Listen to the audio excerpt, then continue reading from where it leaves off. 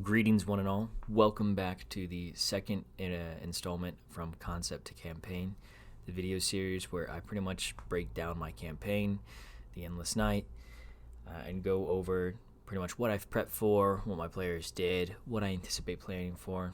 Pretty much an avenue for me to just share what I'm creating, get feedback, and hopefully inspire other Dungeon Masters out there with my DMing style, and who knows, maybe start a campaign in the process. Anyway, enjoy.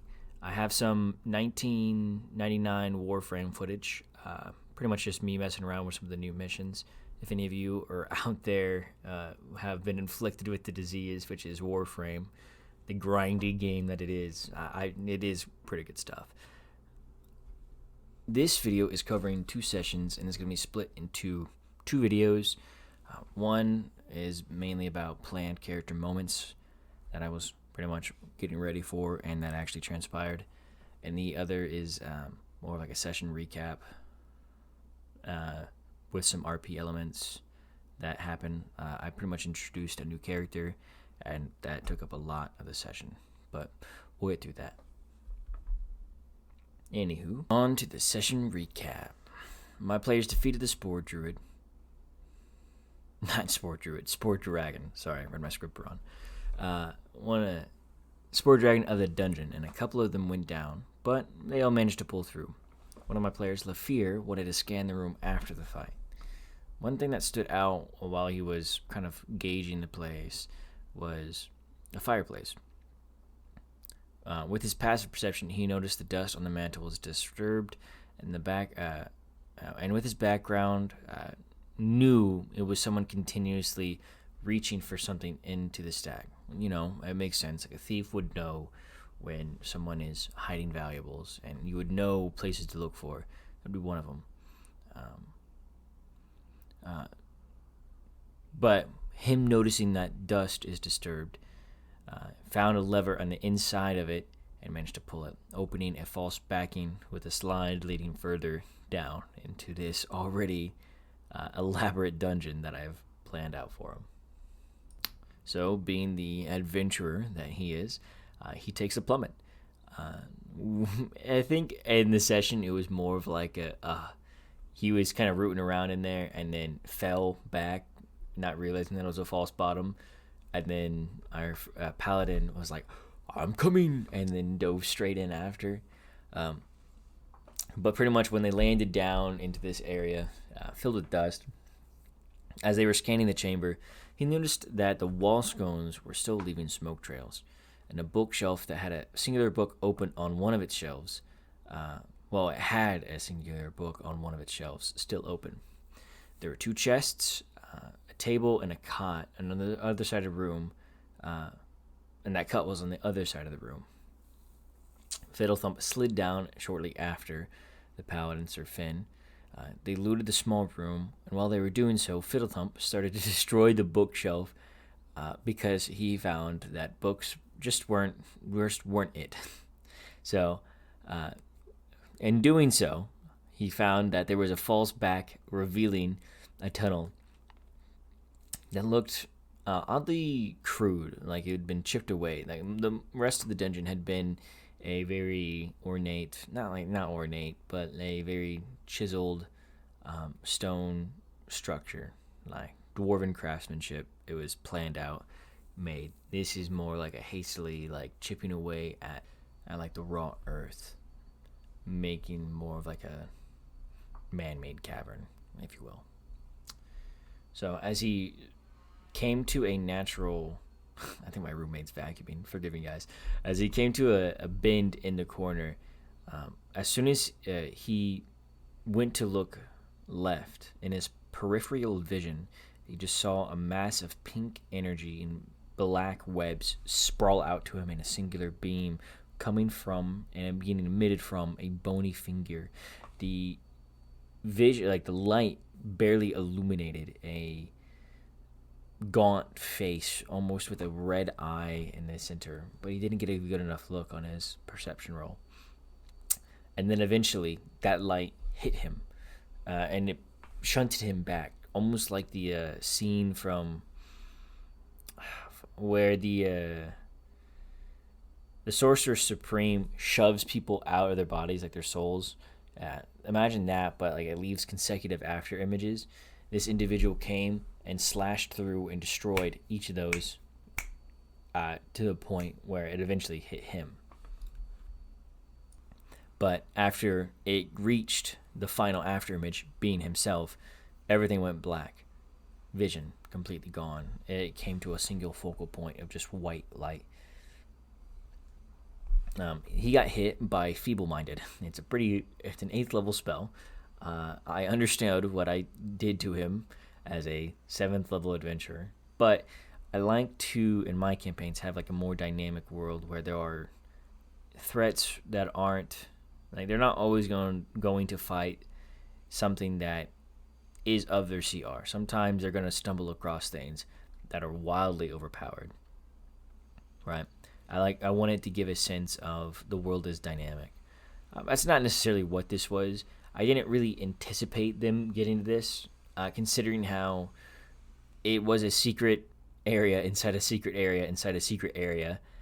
Not only that, but I made it to where it wouldn't be, like, the fireplace wouldn't be hit on a compass, and yet they still found it. Not too sure how, but they did. So it was kind of like I knew it could have been a thing. It really just depended on who went into that chamber. And of course, it was the barbarian with an intelligence score of, like, I think 9, maybe 8. It wasn't good. So definitely not the best outcome, especially for that end save. But it turned into a good moment. The party came to him and healed what they could, but found an individual that looked almost brain dead and unresponsive. Looking for any trace, they only found a drop at the end of the corridor and the sound of water. They took a long rest, attuned to some new items, and then went up top, confident they found the last of the crystals. Then split up, then destroyed them all together systematically, and waited. They heard a loud screech and found a familiar, massive centipede with many faces rush into this carved-out chamber that the robot went to, acting erratically, lashing out until its size began to shrink. Its appendages sucked into its body and eventually left the figure of a purple gnome with the white hair, naked and unconscious. The robot picked up his body gently and turned to leave when the kobolds who were using the centipede's arms as a food source turned to him and spoke. "What have you done to the mini-legged?" So my party just ended a boss fight, got the level up, and so a lot of this session that I wanted to hit upon was giving, like, it's easy to have a session where you level up and then they get new abilities and then just start casting them immediately. I don't think that's cool. I think showing, like, a natural progression or them earning that, or like giving them a physical display of that new ability is so much more cool, and it makes them excited to use it. And so that's what I wanted to give to a lot of the players in that instance for their level ups. But also to go with that, I wanted to have some character moments for some of them. I didn't manage to get that in the last session, but when I started the session, I knew that I had a little bit of a time to, like, hey, let's in your previous long rest, this is some of the stuff that you guys went over. You know what I mean? So that's kind of, I hit them with that pause time, rewind, and then went from there. So we're going to go over the party of 8. I'm going to give a brief description of their class, some of their backstory, what they look like, race, etc., and then some of the stuff that I planned for them for this session. And then I'll give some tips about how you can do something similar for your campaign, or just general tips on how to prep for character moments in general. So let's start with Fiddlethump, the wild magic barbarian Fey Halfling, which is Fey Halfling is a race that I made for my campaign. I just wanted, in my world, especially with the Eclipse, Halflings, Shires really wouldn't exist from Lord of the Rings, especially with how nothing can really pretty much grow on the surface with the sun being permanently eclipsed. So That's why I wanted a spot where halflings could exist. Not that the Feywild is a paradise, but it's definitely better than, dying to starvation on the surface. Uh, so that's kind of why I had that in there. And also, I wanted to have a unique race, and I thought a Fey halfling would be kind of cool. They have like an almost opalescent kind of skin where like it shivers, kind of like thinking like Twilight vampire, but small, small and halfling size. So it's like imagine Edward Collins staring at you from like a 4 foot stature. There you go. Could be your thing if you're into small keens. But so that's what Fiddle Thump is. The wild magic part comes from kind of the character that we were discussing, and I'll get more into the lore about that later. But he wanted to play a wild magic, and so we're using the 100. I think it's the D100 table instead of the D8 table in the player's handbook, which I think is more fun. It took me some time to warm up to it, but I think it would be fun. But this session particularly is very important for him. Not only did he get hit with an 8th level spell that he failed, so he is now has a charisma score of 1 and an intelligence of 1. So I had to give him something to, at least ease that burden. That's a pretty big L that I handed to him. But also because this is his first long rest in the campaign in general, because he is one of the new players that I joined in. Not my first time playing with him, but definitely one of his first long rests with the group. So it was a really good opportunity for me to throw something at him. Me and the player, which is Joe, have been going back and forth with this character concept. And I've teased multiple times aspects of his character in the game, but I've yet to really give him anything concrete. So I had to give him something. So I decided upon a dream, and you'll notice a recurring theme with a lot of these visions come from dreams, which might be me just being lazy, but hey, you gotta do what you gotta do. So let's go over his dream that he had. After he saw the figure destroying the after images of himself, Fiddlethump, being destroyed, his vision went black, with nothing but a pale white dot on the horizon of an endless void of black. That dot sat there for what felt like hours, until it engulfed more and more of the scenery, growing, consuming the entirety of the room that he was in. After the white subsided, he felt warmth on his hands, a liquid, looking down, revealing dishes currently being attended to. Gently, with his hands, frail, almost thinner than he realized. Looking around, he found a familiar yet foreign home, complete with mess, scrapes, clutter, and love. A tug at his waist revealed the freckled face of his son. "Mother, please, let me go play outside at home and play. I'll help you with the dishes later, I swear." Still confused, FT hesitantly nods in agreement, especially because he's not being used to being called mother of all things. He watches as his child runs outside, and he steals a glance, revealing another familiar sight, a shire. It's all too familiar to him, with the normal bustle and that accompanies one. Wagons traveling up the main road, calls coming from the distance, a couple holding hands as they walk by.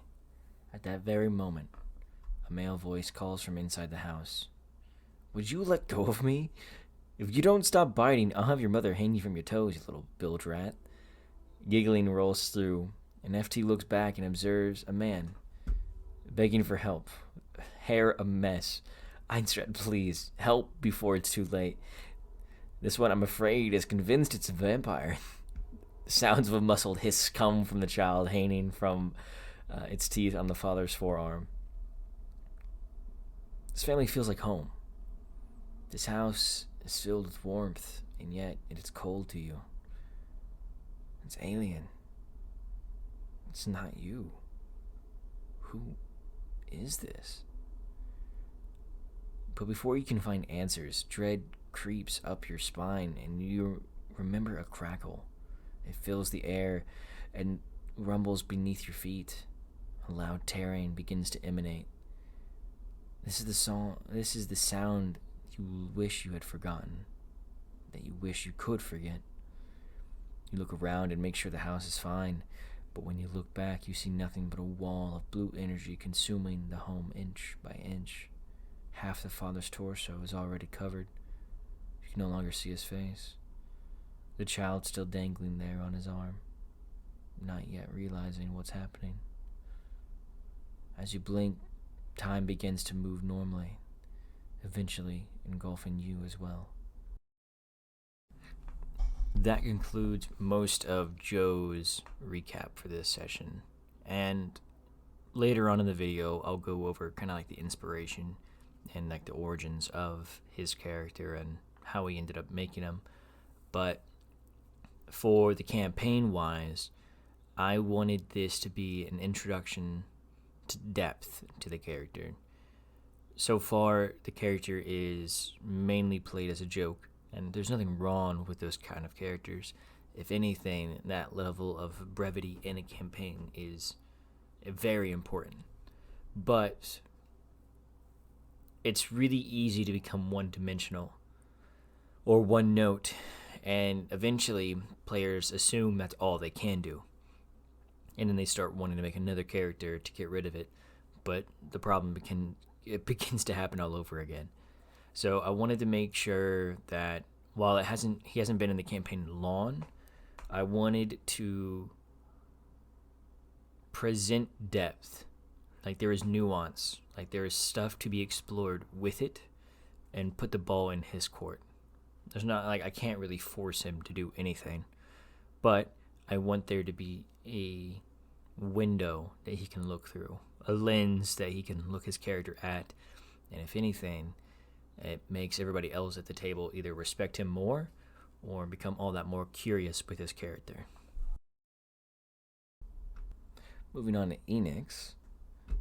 Enix is a warlock of the Great Old One. They are a drow. They do not wear shoes, and they cannot feel touch. They made that very clear to me when they were making their character. And they took the Tome of Invocation, which I'm kind of using as a way to just give them new spells. I'm not doing too much for Enix. They got to level up, and they wanted to swap one of their spells, which I allowed. I forget what spell he dropped, but he is picking up Remove Curse. So I am going to give him a visual effect, or I did give him a visual effect.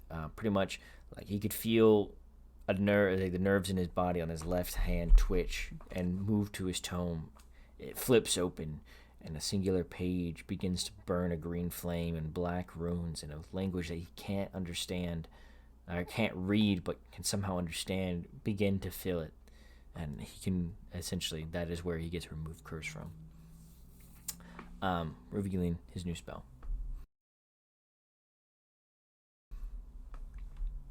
Finn, I believe, got access to 3rd level spell slots, or an additional one, which, actually, now that I'm realizing I'm reading the script, is wrong. He did not get 3rd level spells. I don't think he gets it to, like, level 9. But, nevertheless, I still wanted to do something for him, and I remember giving him a tattoo, and I want to keep fucking with that. So I kind of got inspiration from Far Cry, and I didn't realize I was doing that already.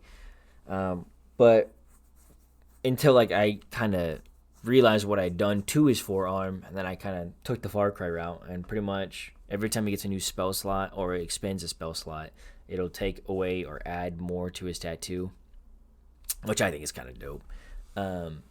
So that's kind of what I gave to him, is just pretty much a continuation of his tattoo down his forearm.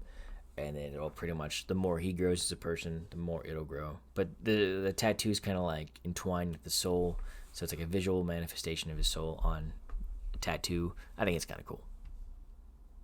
Our resident fairy, Ivy, College of Lore Bard, which I think is a very underrated subclass. The ability to just take stuff from other spell lists, crazy. But for her specifically, there wasn't much that was given to me for her character, and she's also a relatively new addition. She's older than Vorkrom and Fiddlethump, but not by much. maybe like a couple of sessions or so. So this is a pretty important long rest for her too. But with that being said, I've been planning stuff for Ivy for a little bit. I actually wrote out a letter for her. Pretty much the backstory that I was given to by my player was she seduced a rich man into giving his estate to her, and I kind of wanted to flip it on its head, and so pretty much that's exactly what she did. She has an estate, a deed to an estate, and a last will and testament, and a letter from him to her that she has yet to open. She is yet to claim the estate because she got hoisted out and like pretty much shunned out of Binfolder before she could take any rightful claim to it by the family. But that letter specifically, I have it writ. I just need to type it out and then print it out and then hand it to her. I want her to have like a physical representation of it, so that way she can make. I wanted to like aid it in an RP in the moment where like she opens it up and then reads it. Because I told her this, that I think it's more like a guilt thing for her character that she hasn't opened it yet, because she does feel bad for what happened in that situation. So that's kind of how we're rolling with it, and I think it'll be a good moment. But I do need to get it printed out. And then last but not least, Lafir. He's a Shadar Kai rogue. And I think he is the swashbuckler subclass. He's currently cursed and bound to a magical pyramid that pretty much has turned him into fucking Gollum. But on the bright side, he can cast some cool spells every once in a while. I'll probably break down more about that pyramid in a later video, discussing how I created it or what it does. But given the backstory that he gave to me, Lafir actually has one of those backstories that is pretty much more ornate in the sense of what he gave me. He probably gave me too much, honestly, but it was welcome compared to the other backstories that I was given. So especially with his, there's a whole host of characters that I could choose from. This specific one, I knew he was waiting for or wanted information on pretty relatively soon. So I just needed to make it. I wanted time before I immediately jumped into this character, because I wanted him to be thinking about it for a while. So that way when it did happen, it meant all that much more to him. But pretty much the vision goes like this. He felt, pretty much as he was sleeping, he felt a presence above him, disembodied. No, there wasn't like a singular presence. It was more like a force, and he could feel it reaching out to him. And this was pretty much a choice for him to either accept it or deny it. If he denied it, nothing happened. But if he accepted it, the following happened. As he accepted the presence, it reached in and grabbed his soul and hoisted him thousands of feet above, all the way through stone to the ash of the ash mountains in the volcanic region that he's in, above the clouds, where you can see on the horizon the eclipsed sun slowly rising on the dusk and the dark-filled landscape, which is this world. And higher yet still they go. He gets shunted east, and things blur by at like a lightning pace, barely able to make sense of his surroundings, until he's eventually hoisted in front of a black castle in the distance, floating aimlessly on the clouds, massive in its structure, with blackened, charred bits of it, a massive gash, almost looking like claws ripped through portions of this building, in a state of incredible disrepair, but yet it still floats aimlessly in these clouds. On top of one of the clouds, actually. His vision again blurs as he moves inside, assumingly, this structure. His vision begins to shake as a lumbering giant begins to pass by his vision, revealing a set of cages behind him. His vision yet increases again as it expands onto a focal point of a person. Bald, runes all across their skull, a bandage across their eyes, again with more sigils on that, robed in red, chained by the feet. Lafir, I finally found you. A tear rolls down her eye. Please, don't come for me. It's too late. So this is one of the characters that he wanted in his backstory named Iris. And I knew at some point, like, the dynamic is of, like, a romantic nature. But considering the character's age and, like, how much time has passed since that happened, I needed to show that there was, like, progression in the story. Because the Iris he knew is gone. And the Lafir she knew is dead. I'll eventually do a pretty much campaign intro on the stuff that I'll pretty much do it up to speed on the campaign, on as to the journeys, on how things have progressed and why they've been shunted into the future. But for now, I wanted to show that she was still alive and introduce a plot hook for a potential adventure, and also a bit of information about the characters. That way he could feel appeased. Not too sure why I said last. We still have a couple of these guys to go through. The robot. He is the way of the living weapon. It isn't a standard D&D 5e class, but it's good enough. The guy who made the subclass is one of the official realms of the D&D universe, and I think it's honestly really cool. I play the same monk in one of my friends Adam's campaigns in, like, a cyberpunk D&D setting. It's actually really kind of cool. But he is the first Warforged to exist. Was once his artificer's steel defender before that artificer turned into dust by an undead beholder. My bad, Logan. Did not expect to hit you. Did not expect you to fail on your deck save. That's an on me, though. But after I killed his artificer, I offered for him to play as the Warforged and pick up as the Steel Defender, like as in he gained conscious the moment his master died, and he thought that was cool and he ran with it. There's a couple of things I could do with this character, and we're getting to that point. But it's definitely a slow burn, especially with somebody who just gained consciousness. They're still I think he's still trying to work out what's a thought versus what's a protocol that he's used to. Because, like, he's still trying to figure out who he is. And I think he's doing a good job at playing through that. But for stuff for him, I'm trying to... I haven't figured it out specifically yet. But I'm trying to work on a memory that he's going to have where he's talking to talking to his master, where it's pretty much Edril piecing him together for the first time, and it's like a memory that the robot itself picked up on or saved for some reason, whether they thought it was meaningless or not.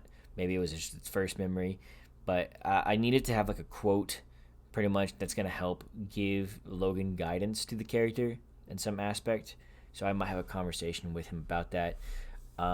But yeah, I want to have a series of memories, not just one, but a series of memories with quotes that I can kind of pull on for character development moments for him. But that's kind of what I have planned. Then we have Eros, our human ranger, Beastmaster. He is from a region called the Cloaked Isles. It's in the middle of an ocean filled with permanent fog, and a series of islands filled with mystery and ambiguity. Hardly any survive this region. Think like the Bermuda Triangle on steroids. And those who have a hard time, and those who do venture and return, have a hard time recalling just exactly what happened. His village was raided while he was out, and when he came back, it was essentially just a ghost town. And he's been tracking the men down who stole his daughter and fellow residents, pretty much tracking them all the way to the mainland. Eros is looking for his daughter and is traveling with the party to help slay the dragon to gain access to Benfolder and find a potential lead on his daughter. A couple of sessions ago, he sent out his bird to Benfolder, pretty much asking information about slave trades in the region. So when when we finished this long rest, I figured it was about time for him to get his familiar back. And pretty much on the letter, I didn't want to just have a lore dump about a slave ring that may or may not exist. So I figured having a thing that said, scrawled in blood, saying "Don't come" with a piece of hair was that much more interesting. And also still gives him a lead as to, okay, this is more than likely is probably the right path. Who could say? And we have Vorkram, Rune Knight, giant family background, which is a nutty background. If you haven't seen it, I definitely recommend looking at it and playing with it. It's pretty much it's cool because it gives all of your other party members an extra feat because it's just that good. But let's see. Oh yes, he was raised by giants and is deeply interested in finding more giants. I really didn't have anything for him yet, mainly because it doesn't make sense for them to run into giants at this level yet. And especially with him being new to the group and like the dungeon they were going to, it didn't make sense for him to immediately search around with the group and then immediately find a thing he's interested in. I think it'd be more of a slow burn kind of thing for him to find it. I am kind of waiting for him to show interest in the world and like have something I can jump on and then segue with. But until then, I am hoping that Lafir will open up to the group about his vision, and then there could be a cool RP moment between him and Vorkram, because Vorkram is going to jump on the fact that there are giants in Lafir's vision, and that could be a series of things where it connects to not just Lafir's backstory, but Vorkram is also interested, and then that ties in some more of the group into that endeavor. But yeah. That is all the characters and some of the backstory, backstories that I wanted to hit on. It's been about a year since the game began, and I'm just now touching on a lot of this for most of my players. I wanted it to make sense in terms of the story. I wanted to focus on giving my players a reason to adventure together in the first place. Since that has been established, now I'm just beginning to sow the seeds of potential future story arcs about different character backstories, right? I wanted to start foreshadowing these events or like these different storylines early, mainly to brew excitement, you know what I mean, and have them thinking about it, but also to make it feel more natural and give my players time to digest, figure out a plan, figure out what they want to try to go do first, right? And then have moments to RP with other characters and think and talk about it. Like, it gives it, the earlier I do it, the better, because it doesn't feel as forced. You know what I mean? It's like, oh, here's a new quest. No, they're already thinking in their minds about the next thing that they want to do, right? So when they complete this arc about killing this dragon of the region, they're not, thinking in their mind, what do we do now? They already have things in their mind, like a list, a flow chart of things that they're going to go fight. And that just makes my job even that much easier. And I can just keep pumping out stuff for them. And that's kind of what my goal was. But with that being said, let's go back into some of the prep work that I did for the backstories, how I started doing it, and I can start giving you some tips on how you can do it for your characters as well. So, as a Dungeon Master, you're going to come into a couple of issues when you're getting backstory. You have two options. You have the Lafir route, where you're going to get a lot of information, or you're going to have the Ivy or... No offense to Ivy, but you're going to have the Ivy route or the Eros route, where there isn't much to go on, right? I think we've all been there as a Dungeon Master, and it's almost kind of frustrating. But, right, that's also an opportunity when you think about it. Most of my guys didn't make super detailed backstories, but they did give me something. So I had to get creative in what I threw at them. I already mentioned Eros and Ivy, but Fiddlethump too. So when I was developing some of these plot hooks, I wanted to subvert their expectations. And that kind of was my guiding principle.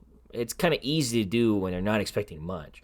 But still, I wanted it to make them more engaged. And for this example, we'll use Fiddlethump. We originally made his characters with like a series of jokes, like how how he gives awful advice or sells drugs to kids. Like, he'll just go up to kids and it's like start selling drugs to just random people. He'll say no relation after unrelated sentences. Like, you get the drift. He's like a kind of a bombastic, wild character as a wild magic barbarian. Who would have thunk, right? All around, not a very serious character. So I gave him a reason to be that way. There are dozens of souls sitting inside his body, all vying for control. He's unsure of which one is him, or if he's just a mix of all of them.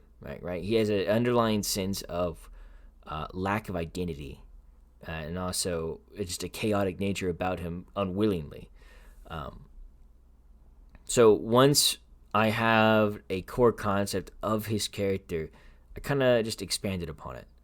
When you have a character that is volatile or a character that is fighting with a question of ego or themselves, all right, I think it's a good idea to give them a foil, someone who is like their opposite, so that way it just shows just how bad or far gone they are. And so in a couple of the instances, I have characters like Darren. He's a bard. He's a bard spy character that the party encountered that eventually turned into a king. But Darren always knew who he was, in the sense where he knew who he was, he knew what he wanted out of life, and he was doing exactly that. He always knew who the kind of guy he was. He detested power. He wanted freedom. And he wanted other people to have freedom, and he was doing exactly that, giving them that freedom as a member of the Blades. Fiddlethump wasn't always like that. Fiddlethump doesn't know who he is, doesn't know who he wants, and is just kind of out here raw dogging life. So, like, when you have two different, when they interacted, it was always like they were both unsure of how each other lived. It was an interesting dynamic. So that might help you in situations when you have characters like that. It's also kind of just generally a good idea to explore that concept of whether he is all of the souls or one of them, by having him experience memories that aren't his, hence the dream. I don't want to outright tell him. I want him to figure out and tell me, and ultimately choose the direction he wants to go in. I'm not trying to say, oh, this is what you are. Yes, write that down, bitch. It's more like, I give him a situation, and he can kind of form his own thoughts on it. And then he can surprise me, and in turn, we do this collaborative storytelling game that is so amazing. But that's a good example of what I mean when I'm making backstory stuff. It's generally how I start.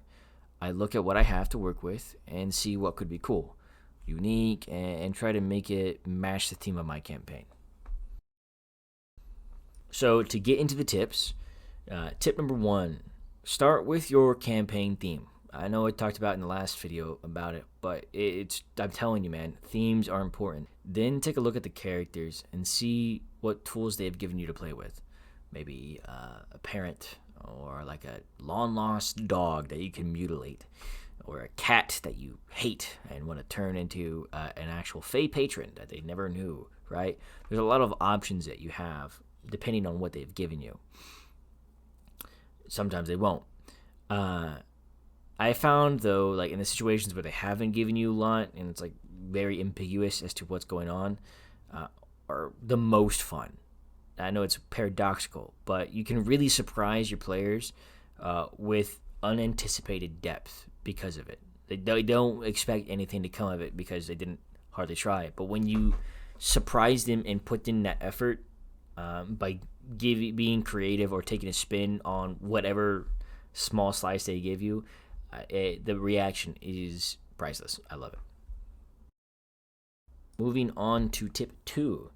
This is more so if you are stuck in a creative rut. Throw that shit in ChatGPT. Don't let it dictate your entire campaign. And I'm not saying fucking carbon copy plot hooks and ask for it what to do in every situation. right? But use it as a creative tool. Like if you're stuck and you're not too sure what to do with something and you genuinely don't have no idea, throw in the character, a little bit of the backstory, what they look like, what some of the maybe the theme of your campaign or like the region that they're in, and just see what kind of ideas it gives you out. It really only takes like you don't have to take it if you don't like it, but having like it, you would be surprised at some of the stuff that ChatGPT can do. Like it can give you some really in-depth stuff, and it's completely free. And not only that, it can help you with writing in general. Like, hey, how can I make this more dark, or how can I make this more compelling to my players? Like, it's a very good creative tool to give you feedback as a dungeon master.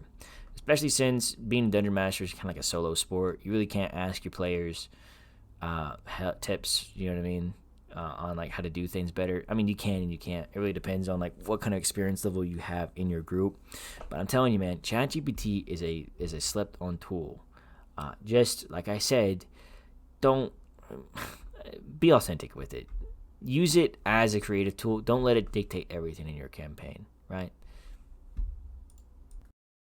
Tip number 3 is watch more shows, movies, or anime. Being exposed to shows like you like can really help inspire you when it comes to creating. Like for Joe, I took a lot of inspiration with Full Metal Alchemist and his like soul conundrum. I think when Hohenheim there's a point where Hohenheim said that he talked to every single soul inside of his spoilers. Sorry, but the show's like I think 15 years old now. Yeah, but pretty much Hohenheim had a relationship with every single one of the souls inside his gym. I forget the name of it. Philosopher's Stone. And I thought that was cool, and so I made that a similar thing to explain Joe's wild magic situation, and it's turned into an interesting storyline from there, right? And that's kind of like an example of how taking inspiration and then twisting it can really change or really inspire you to create new stuff. So watch more shows, watch more movie, watch more anime. Take it as an excuse. Makes you a good DM. And tip 4, this is people are gonna be like, oh, I would have never guessed, but it is helpful. Talk to your players and go over their expectations of what they think is cool or what they are excited about or curious about. Talk about the character and options and go from there. Half of my inspiration comes from just talking to my players about their characters and running with it and putting a twist on it. They'll feel heard and you'll have a fun time surprising them. I really can't stress this one enough. If you don't have an underlying sense of direction from your character, for your character or where they want to go with it, I think you need to have a conversation with that player because I think it's going to leave you both. It's going to make you both stressed and it's going to make you both disinterested or disappointed. So try to have a general concept or ask your player for a general concept about their character. And then as long as they give you something, you could start working with that. But yeah, I think tip 4 is the most important out of all of these. Definitely have at least something to go on from your player or a concept or an idea and make sure that they understand like the direction that you're thinking about taking it. Don't tell them, don't reveal your hand, but definitely get some feedback on what they think about the character. You're still holding the cards. Just see what they think about their character and you can kind of gauge and go from there. Hopefully this helps you guys in your endeavor of being a good DM. If you have any questions, feel free to comment. Always willing to give some advice. Please be safe out there, guys. And remember, go create some dope shit. Be a cool dungeon master. Peace out.